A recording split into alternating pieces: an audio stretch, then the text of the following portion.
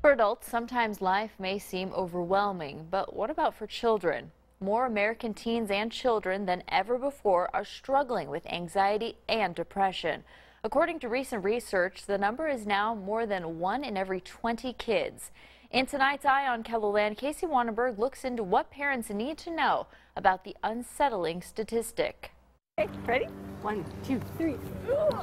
Megan Wilkins tries to make it a priority to get outside during these summer days. Burn off some energy. The kids have so much energy. The mother of two says while it's often easier to entertain your children with phones or tablets, it's not the way she wants to parent her kids. You just kind of use your parental intuition on what is appropriate for your kids. Kids should not have access to social media or a smartphone until they're 13. Larry Ling is a clinical therapist with Avera. He's worked with children struggling with anxiety and depression for around 30 years. Nothing like this. Over the past couple of years, the number of kids seeking his help has increased dramatically. So you're seeing all these symptoms of high anxiety, and yet if you look at their family life, it's pretty okay, you know.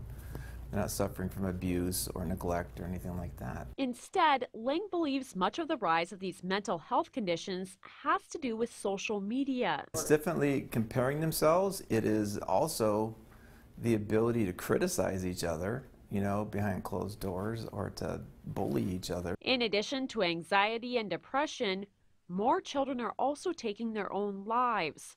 According to the CDC, the suicide rate among those ages 10 to 19 increased 56% between 2007 and 2016. Teens are trying to use other teens as therapists, and they can't. They're teenagers.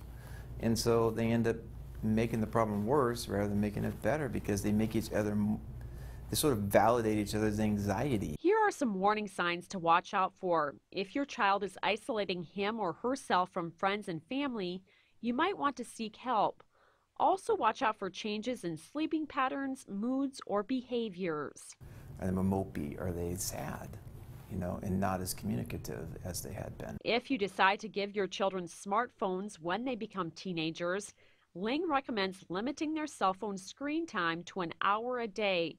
It's also not a bad idea to set up parental controls and monitor who your kids are interacting with. Then, you know, they're like, oh, we're invading their privacy and that kind of stuff. They're your kids. Invade their privacy.